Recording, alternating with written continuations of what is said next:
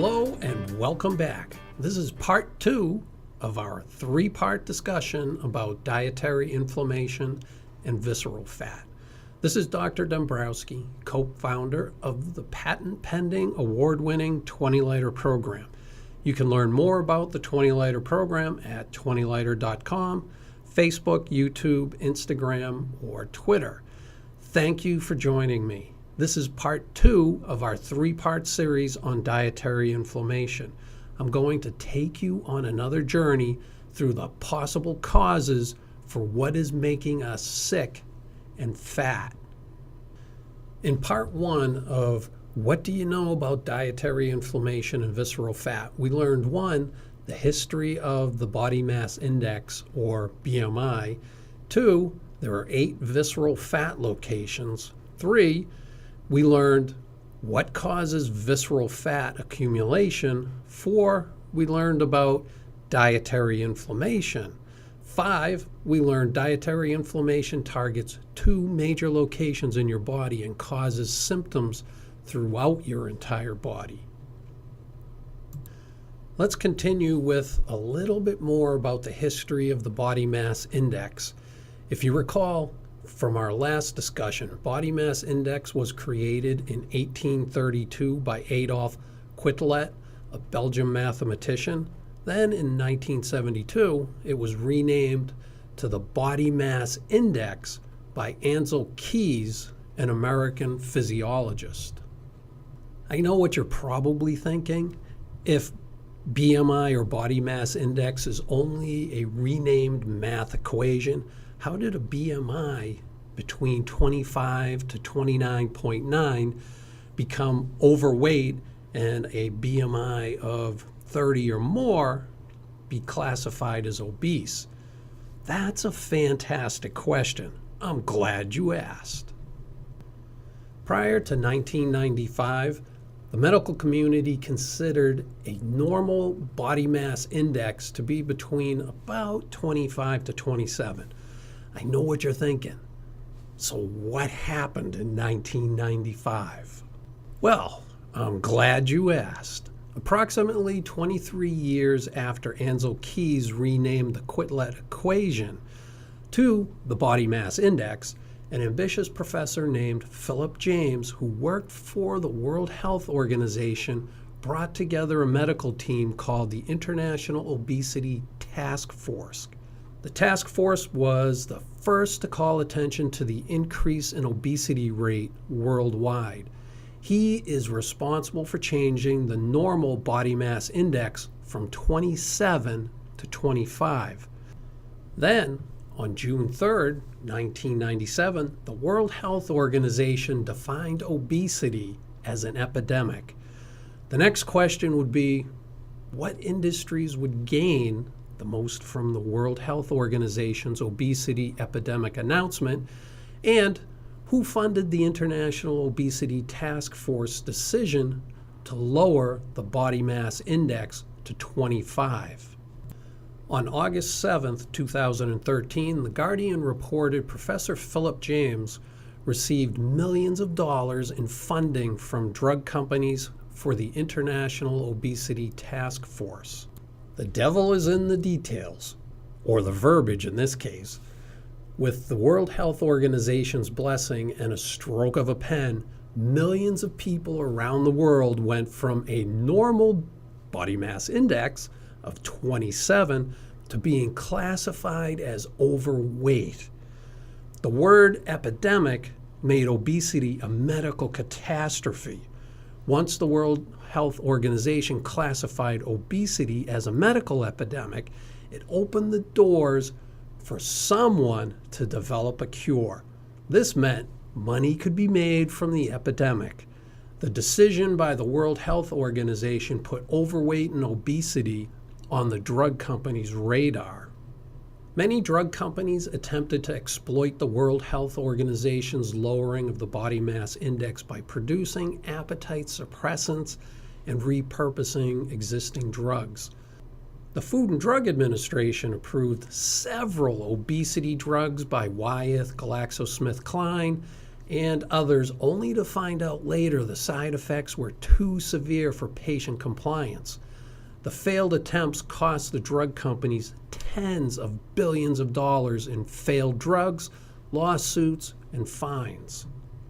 But wait, one company's failure is another's opportunity. The drug company's failure left a void that was quickly filled by, you guessed it, the food industry. By creating diet lines for the newly defined overweight market, the food industry found the pot of gold at the end of the rainbow. The former finance director for Weight Watchers, Richard Samber, has been quoted as saying 84% of the overweight people who can't keep the weight off keep coming back. That's where your business comes from, and the clinically obese markets. There are approximately 40,000 food products available in the average North American supermarket. If you talk to anyone who's health conscious, they'll tell you when you're shopping for the healthiest and most nutritious foods, choose all of your food items from the perimeter of the grocery store. But is this really good advice? The nutritional content of conventionally grown fruits and vegetables has been on the decline for decades. The decline was first recognized by an English researcher named Anne-Marie Mayer, PhD, who looked at the dwindling mineral concentrations of 20 United Kingdom-based crops from the years 1930 to the 1980s. In 2014, the Journal of the American College of Nutrition published the nutritional content of 43 different U.S. fruits and vegetables between 1950 and 1999. The study showed that over the past 50 years, a considerable decline in the amounts of protein, calcium, phosphorus, iron, riboflavin or vitamin B2, and vitamin C have significantly declined. The World Watch Institute reported farmers today can grow 2 to 3 times as much grains, fruits, and vegetables on the same plot of land compared to 50 years ago.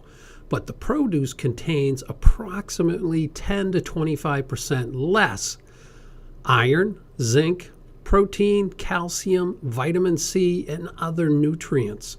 Today, broccoli contains about 48 milligrams of calcium compared to 130 milligrams in 1950. 50 plus years ago, your grandparents could eat, 1 orange, and today you would have to eat 8 to get the same amount of vitamin A. The Center for Disease Control states deficiencies in these micronutrients can have devastating consequences. At least half the children in the world between the ages of 6 months and 5 years old suffer from 1 or more micronutrient deficiencies, and globally, more than 2 billion people are affected. Over 50% of the world's population is considered overweight, and the worldwide obesity rate has more than doubled since 1980. Over 36% of the U.S. adults are considered obese, and 18.5% of the children are considered obese. No matter what country you live in, we share similar diets that are high in calories and nutrient deficient. For example, an average American consumes about 100 calories more per day than French or Italians. But our obesity rate is more than double theirs. Why is that? Society puts guilt and humiliation on individuals for unhealthy food choices because the stigma of obesity is made to look like an issue of personal responsibility versus other causes. The food industry has spent $7.5 billion on advertising annually, and a great deal of time and money working out what pushes your chemical buttons and when it comes to flavor and taste. The food industry knows food addictions share common brain activity with drugs, alcohol, and nicotine addictions. And the manipulation of preservatives, additives, high fat, high sugar ingredients are not easy to resist. The reality is, our meals are calorie dense and nutritionally poor. They are a chemical concoction used to manipulate brain chemistry, which stimulates the pleasure centers in our brain, causing our bodies to crave more food.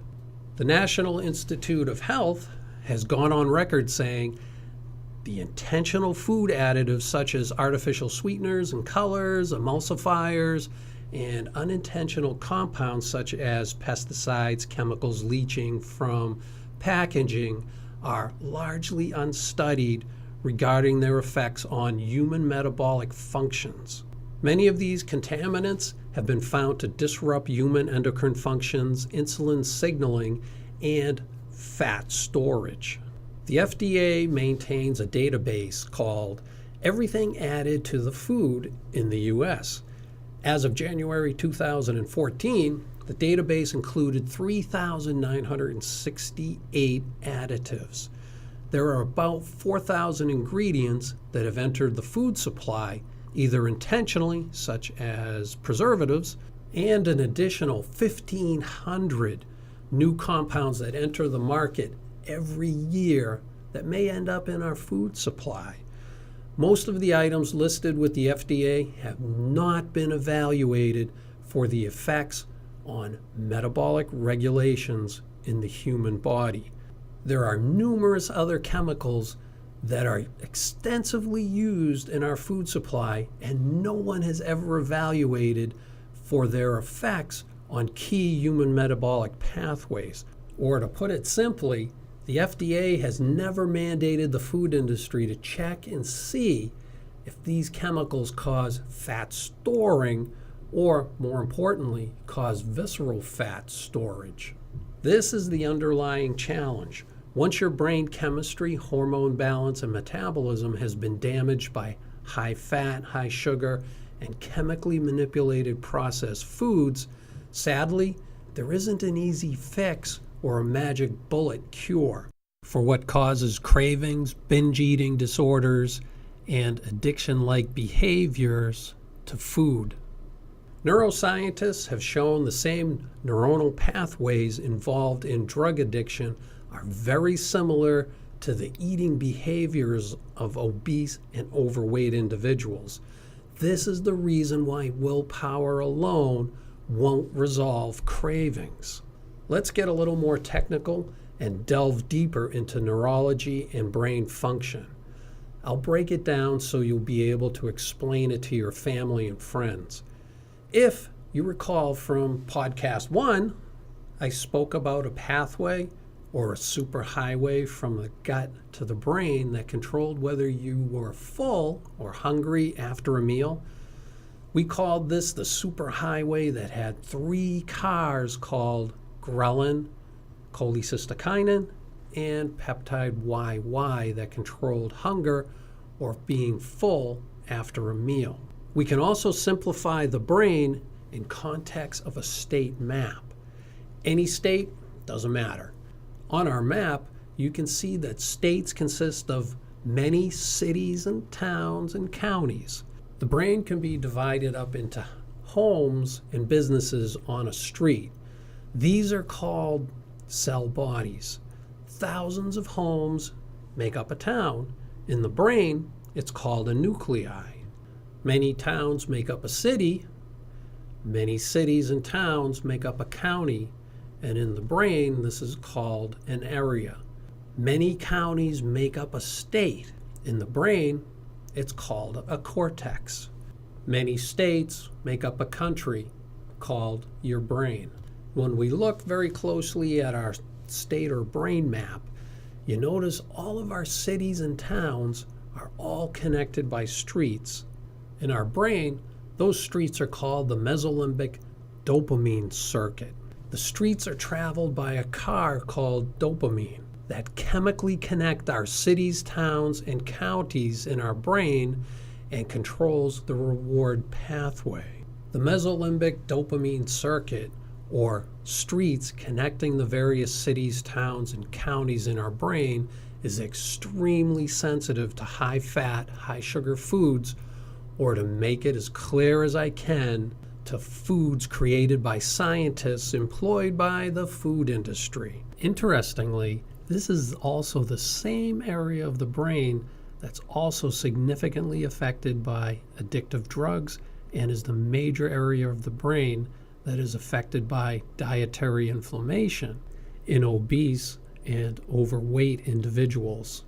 The food addiction hypothesis postulates that exposure to high fat, high sugar, and chemically manipulated foods alters the brain's reward circuitry, or the mesolimbic dopamine circuit, or the streets connecting our cities, towns, and counties of our brain, causing an addiction-like behavior and compulsive overeating. As you remember from part 1 of this 3-part series, in part 1, we call this the Chinese food syndrome. Let's take a little break and review a little bit. To put it very simply, dietary inflammation causes profound changes in the mesolimbic dopamine circuitry, or causes detours in the streets connecting our cities, towns, and counties, controlling the reward centers of our brain. The car traveling on these streets between the cities, towns, and counties in our brain is called dopamine. And just like your car, our dopamine car has GPS. As all of us have been made aware of, sometimes GPS doesn't work too well, especially when you come to a detour and you're trying to figure out, well, how do I get around this? This is when our GPS gets really confused and then we end up being lost. Well, the same thing happens to the GPS in our dopamine car. When the dopamine car gets lost, this creates some very serious health issues, causing cravings, binge eating disorders, addiction-like behavior in overweight and obese individuals. If you remember from part 1 of this series, this is what we call the Chinese food syndrome caused by dietary inflammation. The scientific literature calls this the dopamine motive system. Dopamine contributes to addiction and obesity through the different roles it plays in different parts of our brain that control motivation and self-regulation. When this system is compromised, it can result in increased habitual and inflexible responses, leading to cravings, binge eating disorders, and addiction-like behaviors. This is one of the reasons why cravings are so difficult to control. It's not because of the lack of willpower or self-control. It's caused by chemically manipulated processed foods that alter your brain chemistry, causing the cravings, the binge eating disorders, and the food addiction-like behaviors found in overweight and obese individuals. As you recall, there are approximately 40,000 food products available in the average supermarket. Many of those are intensely processed, chemically tweaked to stimulate your brain's reward circuitry and addictiveness. The pretty packaged foods you're eating are pure science on a plate. I'll leave you with this question. What is making you sick and fat? This is Dr. Dombrowski, co-founder of the patent-pending, award-winning 20-liter program. Thank you for taking the time to learn. For more information on how the 20-liter program helps combat dietary inflammation, please visit our website at 20liter.com or on Facebook, YouTube, Instagram, or Twitter. Thank you for listening to part 2 of our 3-part series on dietary inflammation.